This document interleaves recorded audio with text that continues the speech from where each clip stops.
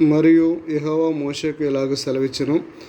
ప్రతి కుష్ఠి రోగిని, స్రావము గల ప్రతివానిని, శవము ముట్టుట వలన అపవిత్రుడైన ప్రతివానిని పాళెములో నుండి వెలివేయవలెనని ఇశ్రాయేలీయులకు ఆజ్ఞాపించుము. నేను నివసించుచుండు వారి పాళెమును వారు అపవిత్రపరచుకున్నట్లు మగవానినేమి ఆడదానినేమి అందరినీ పంపివేయవలను. వారిని ఆ పాళెము వెలుపలికి వెళ్ళగొట్టవలను. ఇశ్రాయేలీయులు అలాగ చేసిరి. పాళెము వెలుపలికి అట్టి వారిని వెళ్ళగొట్టిరి.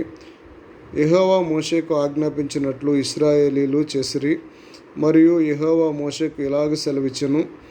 నీవు ఇశ్రాయేలీయులతో పురుషుడు గాని స్త్రీ గాని యెహోవా మీద తిరగబడి మనుష్యులు చేయు పాపములో దేనినైనా చేసి అపరాధులగినప్పుడు వారు తాము చేసిన పాపమును ఒప్పుకొనవలెను. మరియు వారు తమ అపరాధముల వలన నష్టము సరిగా ఇచ్చుకొని దానిలో 5వ వంతు దానిలో కలిపి ఎవనికి విరోధముగా ఆ అపరాధము చేసిరో వానికి ఇచ్చుకొనవలెను. ఆ అపరాధ నష్టమును తీసుకొనుటకు ఆ మనుషునికి రక్త సంబంధి లేని ఎడల యెహోవాకు చెల్లించవలసిన అపరాధ నష్టము యాజకుడు వాని నిమిత్తము ప్రాయశ్చిత్తము చేయుటకై అర్పించిన ప్రాయశ్చిత్తార్థమైన పొటేలును యాజకుని వగను. ఇశ్రాయేలీయులు యాజకునికి తెచ్చు ప్రతిష్ఠితమైన వాటన్నిటిలో ప్రతిష్ఠించబడిన ప్రతి వస్తువు యాజకుని వగును. ఎవడైనను ప్రతిష్ఠించినవి అతని అగును.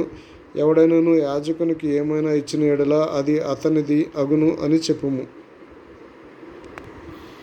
యెహోవా మోషేకు ఇలాగ సెలవిచ్చెను. నీవు ఇశ్రాయేలీయులతో ఇట్లనుము. ఒకని భార్య త్రోవ త్రప్పి వానికి ద్రోహం చేసిన ఎడల, అనగా వేరొకడు ఆమెతో వీర్యస్ఖలనము సేనించిన ఎడల, ఆమె భర్తకు ఆ సంగతి తెలియబడక వాని కనులకు మరుగై ఉండి ఆమె అపవిత్రపరచబడిన దనుటకు సాక్ష్యం లేకపోయినను, ఆమె పట్టుబడకపోయినను, వాని మనసులో రోషము పుట్టి అపవిత్రపరచబడిన తన భార్య మీద కోపపడిన ఎడల, వాని మనసులో రోషము పుట్టి అపవిత్రపరచబడిన తన భార్య మీద కోపపడిన ఎడల, ఆ పురుషుడు యాజకుని యొద్దకు తన భార్యను తీసుకుని వచ్చి ఆమె విషయమై తూముడు యవల పిండిలో 10వ వంతు తేవలను. వాడు దాని మీద తైలము పోయకూడదు, దాని మీద సాంబ్రాణి వేయకూడదు. ఏలయనగా అది రోష విషయమై నైవేద్యము, అనగా దోషమును జ్ఞాపకము చేయుటకు జ్ఞాపకార్థమైన నైవేద్యము. అప్పుడు యాజకుడు ఆమెను దగ్గరకు తీసుకుని వచ్చి యెహోవా సన్నిధిని ఆమెను నిలువబెట్టెను. తర్వాత యాజకుడు మంటి కుండతో పరిశుద్ధమైన నీళ్లు తీసుకొనవలెను. మరియు యాజకుడు మందిరములో నేలనున్న ధూళి కొంచెము తీసుకొని ఆ నీళ్లలో వేయవలెను. తర్వాత యాజకుడు యెహోవా సన్నిధిని ఆ స్త్రీని వెంటబెట్టుకొని ఆ స్త్రీ తల ముసుగు తీసి రోష విషయమై నైవేద్యమును, అనగా జ్ఞాపకార్థమైన నైవేద్యమును ఆమె చేతులలో ఉంచవలను. శాపము పొందించు చేదు నీళ్లు యాజకుని చేతిలో ఉండవలను. అప్పుడు యాజకుడు ఆ స్త్రీ చేత ప్రమాణము చేయించి ఆమెతో చెప్పవలసినదేమనగా, ఏ పురుషుడు నీతో సేనింపని ఎడల, నీవు నీ భర్తకు ఆధీనురాలవైనప్పుడు నీవు తప్పిపోయి అపవిత్రమైన కార్యము చేయకపోయిన ఎడల, శాపము కలగజేయు ఈ చేదు నీళ్ల నుండి నిర్దోషివి కమ్ము.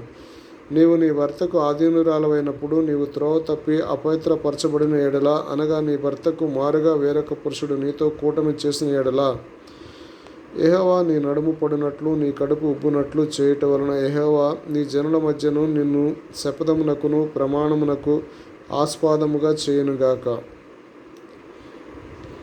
శాపము కలుగజేయు నీళ్లు నీ కడుపు ఉబ్బునట్లు నీ నడుము పడినట్లు చేయుటకు నీ కడుపులోనికి పోవునని చెప్పి యాజకుడు ఆ స్త్రీ చేత శపథ ప్రమాణము చేయించిన తర్వాత ఆ స్త్రీ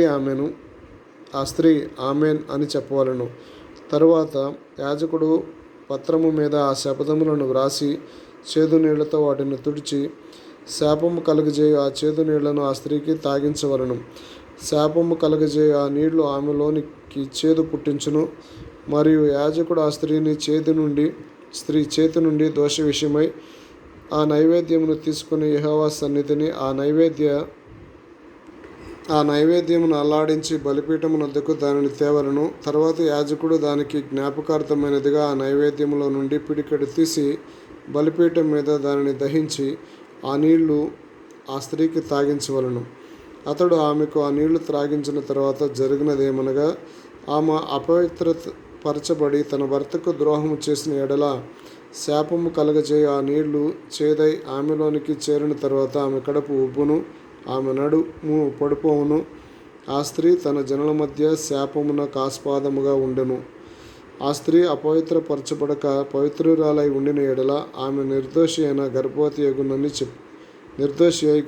ఎగునని చెప్పుము. రోషము విషయమై విధి ఇదే: ఏ స్త్రీ అయినను తన భర్త ఆధీనములో ఉన్నప్పుడు త్రోవ తప్పి అపవిత్రపరచబడిన ఎడల ఏమి, లేక వానికి రోషము పుట్టి తన భార్య మీద కోపపడిన ఎడల ఏమి, వాడు యెహోవా సన్నిధిని ఆ స్త్రీని నిలువబెట్టినప్పుడు యాజకుడు ఆమె ఎడల సమస్త విధి చొప్పున చేయవలెను. అప్పుడు ఆ పురుషుడు నిర్దోషియగును, ఆ స్త్రీ తాను చేసిన దోషమును భరింపవలెను.